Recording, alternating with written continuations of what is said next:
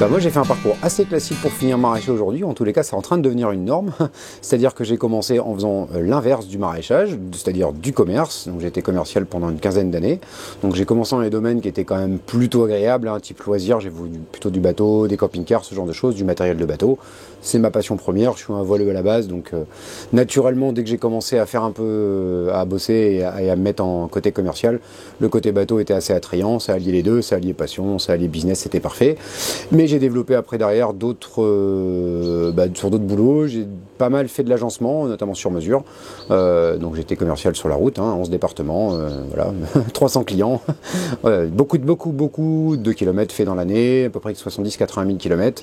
Et puis donc ça a été mon dernier poste. Et il y a 4 ans, j'ai fait un beau burn-out bien carabiné par surmenage et par perte de sens dans mon métier. Car les dressings sur mesure ou les bibliothèques sur mesure, c'est important, ça peut servir à des gens, mais on est quand même assez loin du vital et surtout comment c'est fait aujourd'hui en mode industriel, donc avec des matériaux qui sont pas du tout écologiques et qui sont quand même souvent un peu de surconsommation plutôt que de la vraie consommation, quoi. Donc du coup voilà. Burnout, changement de vie, du coup, de fait, un peu forcé, mais pour mon plus grand plaisir. Et depuis, reconversion, beaucoup de stages, une formation BPREA il y a 3 ans en maraîchage biologique, et puis le rachat de la ferme il y a un peu plus de 2 ans ici, avec ma compagne qui a suivi un parcours similaire au mien, sans le côté burnout. Elle l'a pas fait, parce qu'elle était monitrice équestre, et en équitation, elle se sentait très très bien. Après, des petits soucis aussi avec l'animal, le côté... L'obligation de faire bosser beaucoup les chevaux en centre équestre, c'est quelque chose qui lui allait de moins en moins. Et elle avait envie plutôt de dériver aussi sur quelque chose de plus posé et de plus terre à terre. Et elle s'est reconvertie en même temps que moi aussi pour qu'on puisse reprendre la ferme à 2. Alors motivation première, c'est d'avoir un métier qui est utile, on l'entend beaucoup en ce moment, mais c'est pas pour rien.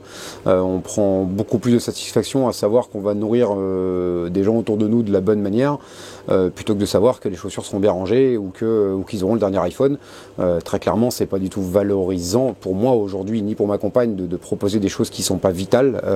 En touchant la nourriture, on est vraiment au cœur de ce qu'il faut pour avoir une bonne santé et une belle vie, et puis le besoin d'être dans la nature surtout. Moi j'ai passé beaucoup de temps hors sol, donc bureau, voiture, téléphone tout le temps, et là d'être un peu les pieds dans la terre, c'est pas la même, quoi, en termes d'équilibre de vie sur soi-même.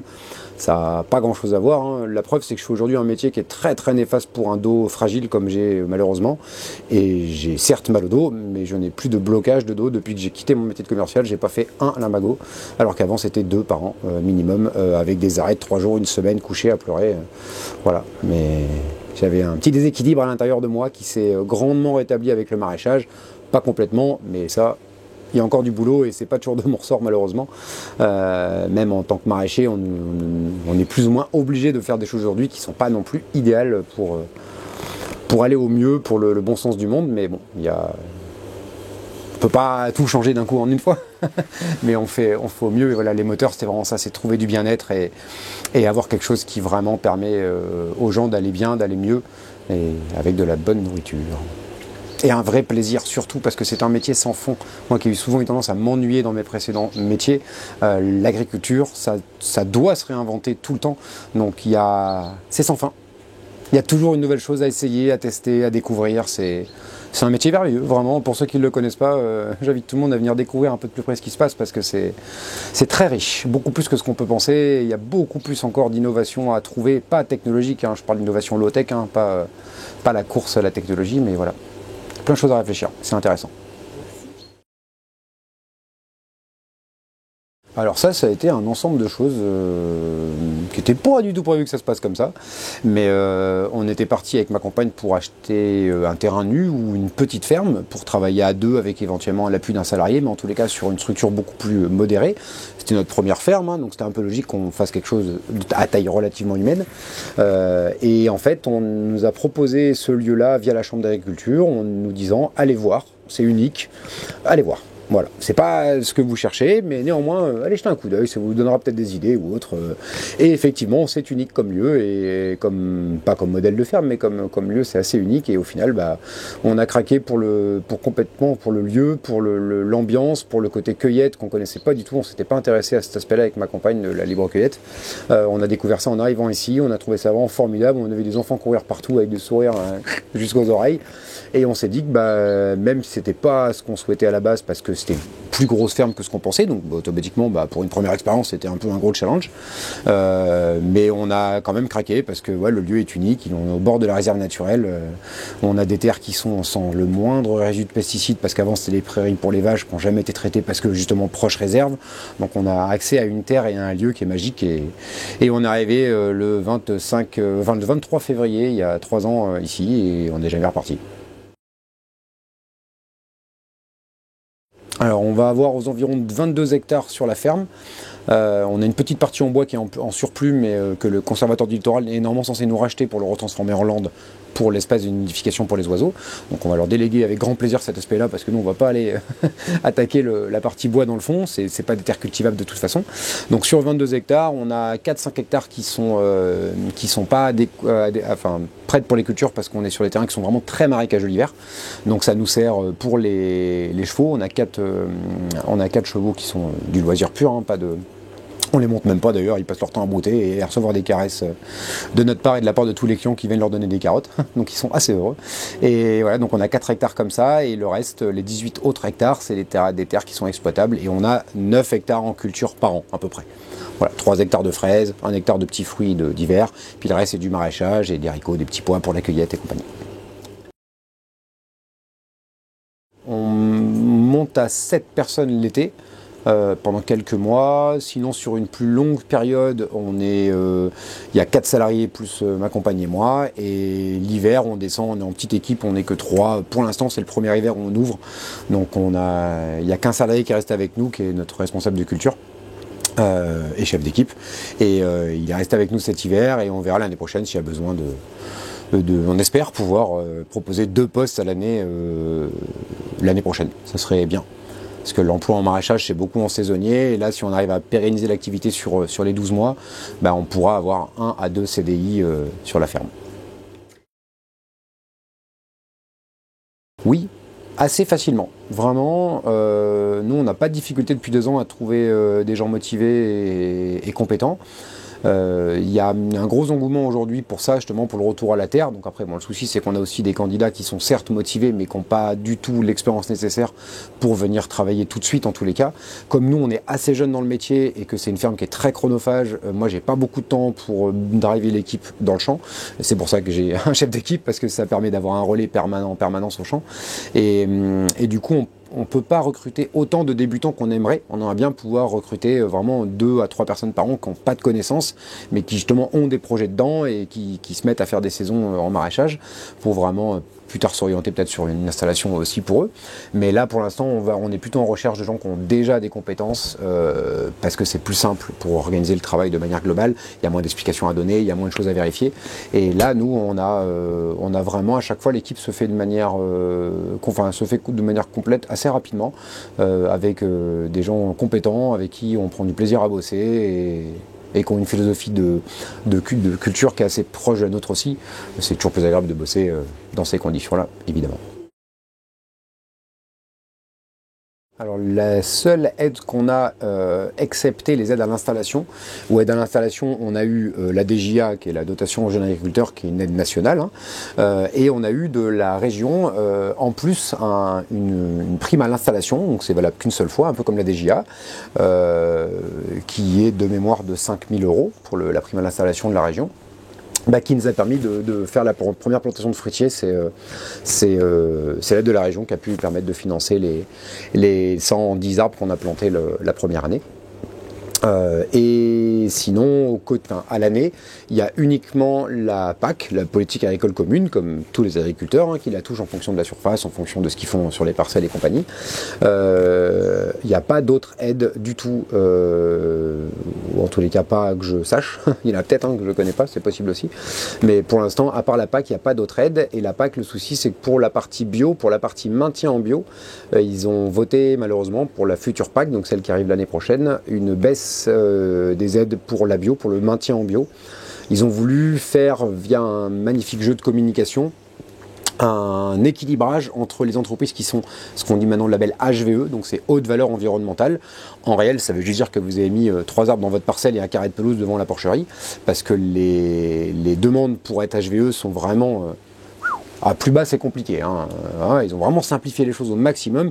L'idée derrière ça, c'était très simple, c'est qu'il y ait des agriculteurs conventionnels qui puissent avoir une carte pour se défendre contre le bio. Donc on leur a créé un label qui s'appelle le HVE, ça a été fait sur mesure pour les gros pollueurs. Et comme ça, ils peuvent dire, regardez, nous aussi on a un label, on fait les choses bien. On est très très loin des normes du bio. Ça c'est clair, c'est quelque chose qui a été fait vraiment dans un esprit de greenwashing assez poussé et bien maîtrisé de la part des lobbies. Et ça c'est respect quand même.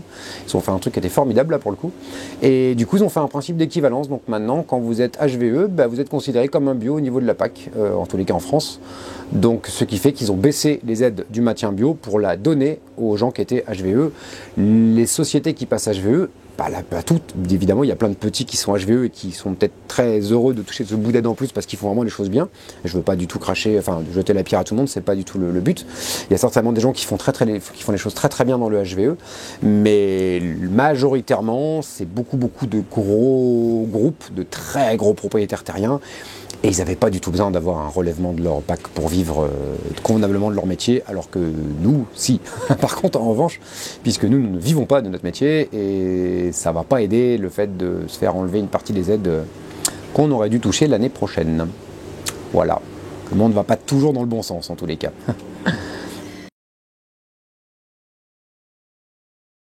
Ouais, alors la permaculture, effectivement, on entend souvent ça, on nous demande souvent des clients qui nous demandent si on est en permaculture sur la ferme ou autre. Vu qu'on est bio, les gens assimilent, voilà, effectivement, le bio, la perma, voilà, c'est des choses qui se mélangent un petit peu. La permaculture, c'est vraiment un mode de vie, donc c'est un ensemble de choses, c'est aussi la gestion de l'habitat avec un éco-habitat, c'est la gestion de l'humain, c'est les relations sociales aussi avec l'entraide, les voisinages, etc. Et aussi une culture. On assimile aussi souvent la permaculture à des buts de culture, alors que c'est une des techniques qu'on peut avoir pour travailler dans un esprit permaculturel. Mais aujourd'hui, voilà, faut bien se dire que la permaculture, c'est pas du tout une manière de produire des légumes, c'est un mode de vie. Voilà, dans lequel évidemment on respecte la nature, on respecte les cycles naturels de la nature, et donc oui, la permaculture s'oriente souvent vers soit de la butte de culture permanente, soit des jardins-forêts, des choses où on croise des fruitiers, des petits fruits, des salades au pied, voilà, culture étagée, un peu très foisonnant, très bordélique entre parenthèses visuellement, mais riche de biodiversité, et voilà, et c'est des choses que nous sur une ferme, à part une ferme très connue qui s'appelle celle du Bec et Loin, dont tout le monde a certainement entendu parler une fois et qui a mis en colère beaucoup de maraîchers pros justement parce qu'elle apprenait que sur des toutes petites surfaces on pouvait dégager un revenu décent alors que la plupart des maraîchers ont des surfaces plus grandes et n'arrivent pas à avoir de revenus décents. Donc faudrait creuser, je vais pas développer ça parce que c'est un sujet beaucoup trop vaste. En tous les cas, la ferme du Bec et Loin, comme d'autres permaculteurs, ont des très bonnes idées. C'est des choses qui sont splendides. Allez voir les photos aériennes de leur ferme, vous allez voir. Vous avez le coup de cœur assuré, quoi. C'est juste splendide ce qu'ils ont créé. C'est pas faisable partout, ni par tout le monde. Après, on peut s'inspirer de la permaculture, comme le mouvement maraîchage pro s'appelle le mouvement MSV, maraîchage sol vivant. Donc là, on ne touche plus au sol du tout. Même un coup de binette ou bineuse, c'est fini. Voilà, si pour désherber en surface, vraiment, mais pas de tracteur, pas de dents qui rentrent dans le sol, même non rotative, rien du tout. Et ça travaille uniquement, on amène beaucoup de matière organique sur le sol, donc on crée une auto-fertilité du sol. Et après, on laisse l'activité biologique, donc les vers de terre, mais pas que bien entendu, créer une porosité dans le sol naturel pour laisser rentrer l'air dans le sol et pour que n'importe quel légume puisse bien se plaire et suffisamment à manger sans avoir à amener de compost déjà mûr ou d'engrais bouchons ou d'engrais carrément chimiques ou autres. Voilà, là c'est vraiment, on nourrit d'abord le sol, donc c'est une 40aine de tonnes hectares pour nourrir un sol, aujourd'hui en équivalent paille en matière sèche, et si on amène 40 tonnes hectares, on a une fertilité qui est présente dans le sol, et qui veut dire que normalement on peut planter plus ou moins n'importe quel légume, et il poussera, il aura assez à manger. Donc après, c'est des problématiques, parce que 40 tonnes d'équivalent paille, faut se la trimballer sur 1 hectare. Donc il faut un tracteur, un chargeur, un épandeur pour amener du BRF, pour amener de la paille, pour amener autre chose. Tout ce qu'on peut trouver, des feuilles, de la tonte, voilà. Mais le but, c'est vraiment de ne pas faire comme on fait beaucoup en France, d'avoir le seau à compost. Et quand on met sur la terre, c'est déjà du compost. Donc ça va nourrir la plante, ça fait toujours du bien au sol parce que ça reste de la matière organique, mais ça nourrit pas le sol. Parce que le compost, c'est déjà fait, le compostage est fait. Donc les micro-organismes n'ont plus rien à faire quand on met ça sur le sol. Là, le but du MSV, comme beaucoup en permaculture, c'est de mettre de la matière brute sur le sol pour que le sol, lui, ait toute la chaîne de champignons, de bactéries, d'azotobactères, etc., qui dégradent la matière organique et qui, à terme, du coup, vont permettre d'avoir un sol suffisamment riche pour qu'il soit cultivé sans avoir besoin ni de tracteur, à part pour répandre la matière, mais pas de tracteur pour travailler le sol et pas d'engrais ni de synthèse ni autre.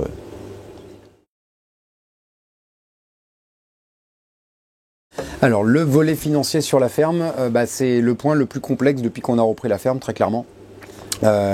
Les clients heureux, on les a, les bons légumes, on les a, les bonnes idées pour développer la ferme, pour créer soit un café associatif, ou une petite buvette, ou développer des activités avec les enfants, il y a plein d'idées à faire cette ferme, elle a un énorme potentiel, il y a plein de choses à mettre en place pour faire vivre le lieu. Par contre, effectivement, le facteur limitant, c'est malheureusement souvent les finances. On est sur des activités qui sont avec des marges assez faibles au global. En théorie, la marge sur un légume est élevée, je dis bien en théorie.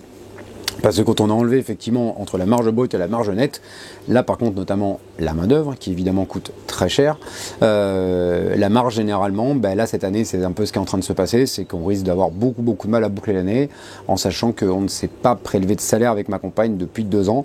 On avait quelques euros d'avance, ça nous a permis de tenir le plus longtemps possible. Moi j'avais mon chômage quand je me suis installé qui m'a permis de tenir 1 an, où j'avais ce chômage là qui a été quelque chose de vraiment de béni parce que ça nous a permis vraiment de pouvoir avancer la première année. Cette année, sans le chômage, c'est plus compliqué. Donc nous, on a verrouillé les choses perso, on a fermé toutes les vannes possibles et on ne prélève pas de salaire sur la ferme, excepté que la ferme nous nourrit. Donc techniquement, ça reste quand même un bout de salaire, vu que si on ne travaillait pas ici, il faudrait qu'on aille acheter le légume ailleurs. Donc on a cette chance-là déjà d'avoir une nourriture illimitée déjà. Mais par contre, en termes de rémunération, on espère un jour arriver notre objectif final, c'est de toucher 1 000 € par personne, ma compagne et moi, d'avoir 1 000 € chacun. On en est très loin et on n'est pas sûr de pouvoir y arriver un jour. Et c'est vrai que c'est un peu frustrant de ne pas avoir notamment tout ce qui est allègement de charges et tout pour les salariés. Parce que on est une ferme donc, qui respecte le sol, qui respecte les cultures, qui respecte les clients, qui respecte les salariés. Et au final, c'est pas rentable. Si on se foutait un peu plus des clients ou qu'on était un peu moins dans le dialogue avec l'équipe et qu'on commençait à devenir un peu plus des patrons standards, entre parenthèses, ou comme ça se fait aussi dans certaines entreprises de maraîchage, où si vous ne faites pas tant de bottes de radis à l'heure, on vous hurle dessus, quitte à vous faire pleurer jusqu'à temps que vous fassiez vos bottes de radis à l'heure. Moi, j'ai eu ça dans le commerce, j'ai eu ça comme type de management, le management vraiment par la peur et par les angoisses. J'ai jamais voulu reproduire ne serait-ce que 10% de cette dérive-là qui rend les humains malheureux, alors qu'il fait des produits moins chers, pas de doute là-dessus, mais c'est pour que tout le monde soit malheureux à côté, je vois pas bien l'intérêt, ça respecte pas le rythme de travail qui est supportable. Et on n'a jamais voulu s'orienter là-dedans et on ne s'orientera jamais là-dedans. On emploie du coup pas mal de monde sur la ferme. On est une des fermes qui embauche le plus dans le secteur en maraîchage, surtout sur Séné où il n'y a pas beaucoup de fermes de ce type-là. Et c'est dommage qu'on n'ait pas aujourd'hui un coup de pouce de l'État avec un allègement de charges sociales sur la main-d'œuvre, ça serait le top. On pourrait recruter un peu plus de monde, on pourrait nous aussi avoir un rythme de vie un peu plus correct aussi. Moi j'ai aussi entre 60 heures et 85 heures de boulot par semaine. Donc ça tire un peu quand même, c'est vraiment épuisant. Et malgré ça, on n'a pas de quoi vivre convenablement de notre métier.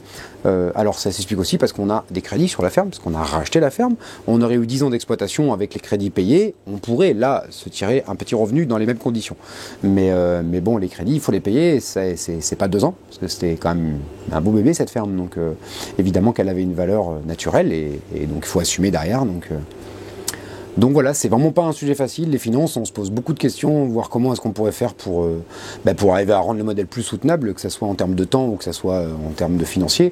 Nous, on a eu une petite choupette il y a 8 mois, on vit avec en permanence entre moins 500 et moins 1000 € sur nos 2 comptes perso. On se dit, si un jour il y a un souci avec elle, ou il y a besoin d'avoir une dépense non prévue, on peut même pas l'assumer. Alors, on a du monde autour de nous, on va pas être à la rue demain, bien évidemment. Mais ça nous fait un peu mal de savoir qu'on peut même pas assumer une dépense non prévue pour notre fille, alors qu'on bosse vraiment beaucoup, donc c'est pas très équilibré, quoi. Voilà. Mais bon, voilà, c'est les métiers utiles sont pas payés en France, c'est comme ça, faut s'habituer.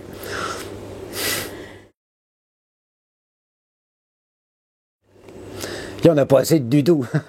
Ouais, bah, cette année, comme quasiment tous les maraîchers, on a beaucoup souffert de ça, hein. De toute façon, il y a eu vraiment, oui, il y a eu 3 catégories de maraîchers cette année. Il y a ceux qui avaient un peu d'eau, comme nous. On a réussi à passer le truc quand même, en ayant quand même des cultures qu'on produit pour beaucoup, hein. On a eu des belles récoltes cette année. On a eu aussi des grosses déconvenues. On a eu beaucoup de pertes par manque de rendement ou par carrément culture entière qui a brûlé au champ. Là, c'est dû au manque d'eau, c'est aussi dû aux températures excessives qu'on s'est pris tous les jours pendant 3 mois et demi. De fait, forcément, les plants n'étaient pas du tout prêts. Après, il y a des maraîchers qui n'avaient pas d'eau du tout, parce qu'il y en a qui n'avaient pas de forage, qui avaient juste des petites retenues d'eau, et eux, bah, pour beaucoup, ils ont perdu beaucoup plus que nous. Pour certains, ils ont perdu toute leur production. Et puis les maraîchers qui avaient gavé d'eau. Donc eux, en étant gavés d'eau, ils ont réussi à avoir un peu moins de casse. Il y a eu quand même, hein, parce que moi, j'ai une série de haricots qui a cramé sur pied. Il y avait de l'eau, hein, et on les avait arrosés, mais ça n'a pas suffi, parce que il faisait tellement chaud dans le champ qu'à un moment donné, bah, les haricots, le plant était un peu fragile, parce qu'il avait déjà commencé à donner depuis quelques semaines, donc il avait fait une partie de sa vie déjà, et là avec il y a eu un excès une journée là, ça a grillé sur pied. Donc ça, bah, on a tous été confrontés à ça, et il est clair que si on avait eu plus d'eau, on aurait pu grandement limiter la perte. On l'aurait pas complètement limité, enfin pas complètement annihilé, mais il y aurait eu, voilà, on aurait peut-être divisé par 2 la perte, qui se chiffre cher, beaucoup. On a perdu énormément de fraises, on a perdu une bonne partie des framboises, on a perdu une partie des haricots verts, on a perdu un rendement en tomates, on a perdu un rendement en courges, on a eu vraiment des gros soucis cette année. Donc on va se faire relier au réseau cet hiver pour avoir au besoin l'eau du réseau en complément de nos 2 forages, parce qu'à la base on était autonomes en eau sur la ferme. On avait 2 forages sur les parcelles et ça nous suffisait pour maintenir les cultures en irrigation, mais pas cette année. Cette année il aurait fallu avoir beaucoup plus d'eau. Et comme de toute façon on augmente un peu le volume de culture faite sur la ferme au fur et à mesure des années, voilà, le fait qu'on soit relié au réseau, ça va être une bonne sécurité quand même en cas de besoin. Ouais, bah carrément, parce qu'en fait ça c'est les clients qui nous ont soufflé ça comme idée. Quand ils ont vu les problèmes qu'on avait au niveau de l'eau, ils savent très bien que se faire relier au réseau, c'est aussi un coût. On a un projet de monter une nouvelle serre, car aujourd'hui on a de plus en plus de clients heureux l'été, c'est génial.